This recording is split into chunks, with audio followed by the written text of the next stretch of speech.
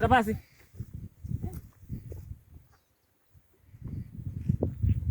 Kula kwangu. Nina maichete baba wakatama ndaiwe mdiga ninakuwaona. Ini mai wangu wakashingiria wakadigitira kundidiritira. Hapana aisiwa ndichaponda namo. Pia ni aisiwa kicheka my life. Speed gupi. Ukufamba se. Yakaiba. Imana norema road kai.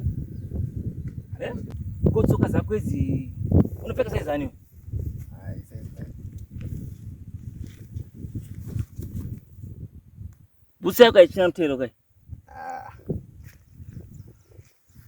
Obatwa ne moza tsikomana. Seko kumanya uri kumanyire. Ababe tikumanyira mabira. Imafana rukura ya road andiri. Togadzira mugwagwa every time nenyanya. Speed ekupi? Ingora road. Makoromora mfano, koromora imosha hii. Inokandisa mkati futi hii. Unopinda mkati mfano ameonzo. Unopinda mkati izvezvi ndokuisa kumukamba uko. Achindirigira nikudarika baba tikumanyira mabira. Kazi unoita zvima drugs. Kwete.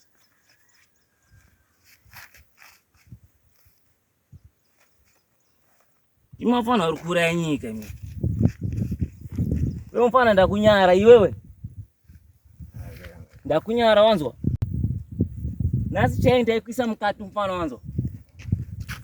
Saka unichi. Or see something. Andina kana something. Ukoona speed ini mfano. Yeah. Munhu anoratidza kuti munhu ane future munyika yake. Ukunzwa. Anoita singakato register kuvhota munhu ini. Kuzari kuziva kuti nyika haingotsikwi zvisina kana basa zvisina direction zvekuti munorova nemutori wewe. Chisi yako something apa wewe ndikuregere. Yakura pandina kana something. Kutongora nyika usina kana chawina chomfana. Hapana kana something. Hapana mimi sei mwene zviwindi mimi. Saka ndo zvilepi manje. Unoziva mpuzino zvikapaya akasungwa. Speed yako yomfana ndikakuisa ukamba ubude. Speed yako. Ndikakuisa kuna wachihura ufa ukabuda. Angongondisiya nongodarika. Kokadhuma munhu akafa. Ukadhuma munhu akafa unoita sei? Speed yakaita sei? Ndimonokonzera ma-accident wapana ime. Ukadhuma munhu nespeed yako unofirepo mfana wana. Ndakunyara nekuti uri mwana mudiki. Une makore mangani? 15 years. Durako. Takuona futi. Mira. Atingakuregere zvakadaro. Yapana. Tungo kunyora tikiti. Hapana? Kunyora tikiti.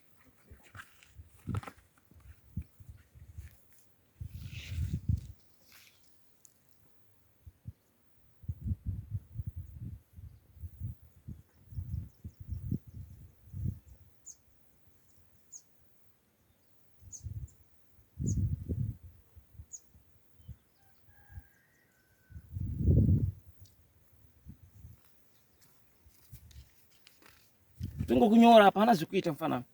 Nguchikora mtemo. Ndimaona rukura ya marodi ime. Kunyora tikita nikakurege hapana chawasiya panapa. Next time uri jise speed yako mfana wanzo. Hapana dzungu.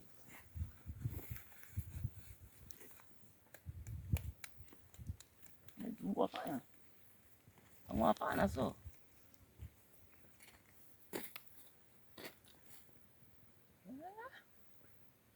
Sitsoka rese iro.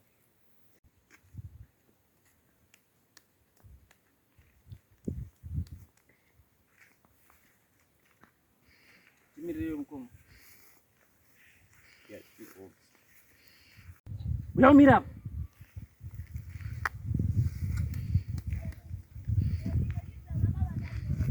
Yofana itsoka rudzi. Itsoka type ipe tsoka. Ndidzo dzemuraini muno dzangu chaidzo. Zitsoka zombe kudai. Ukati unopfeka bhutsu. Inopfeka 8 ka. Une mtero? Mtero andina. Bisa bhutsu yako. Bisa.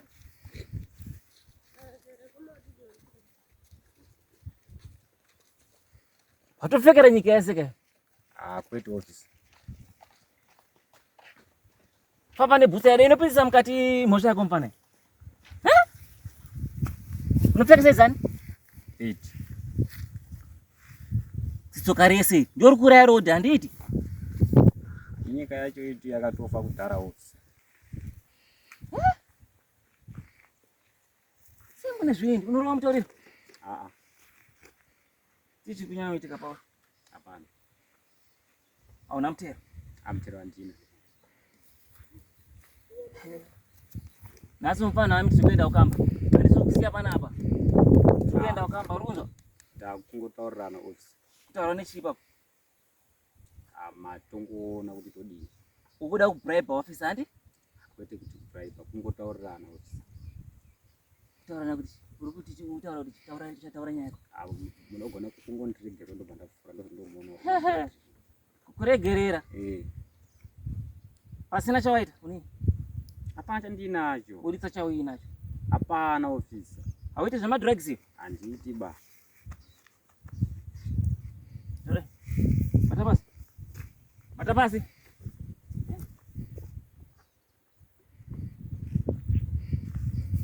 Simuka.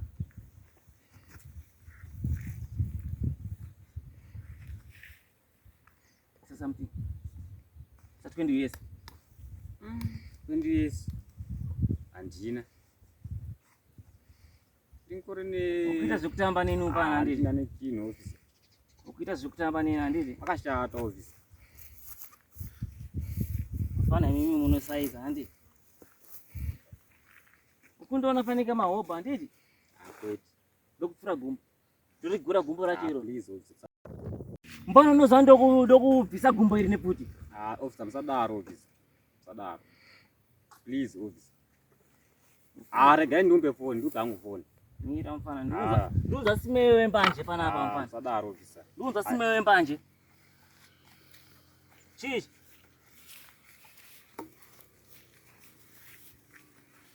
Mfana imbanje kaidzi? Ndidzo dzainoponawo ndidzo ofisa. Ndikatoshaya mbanje notopenga chaiko. Mfana uri kumhuramura handiti? Uri kumhuramura handiti? Kwete kuti kumhuramura. Manje ichi 20 years mfana uri mukati. Chokandisa mukati. Uri kunzwa? Ichi. Andozviziva. Ukunzwa? Chidodoka ichi. Chidodoka ichi. Ndedzekupi?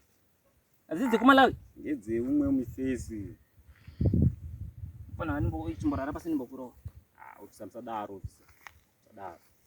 Tongotaurirana ofisa. Chiita 20 years. 20 years ndokusiya. 20 years handina ofisa, ndingatawa nefoni chaiyo. Foni chaiyo.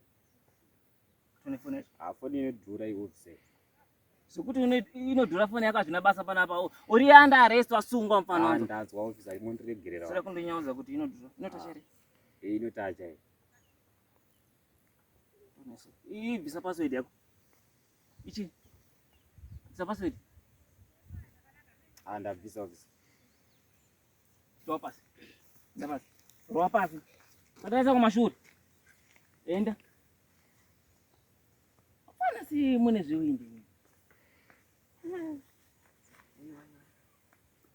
Kumameni. Vamba usataisa kumashure wewe.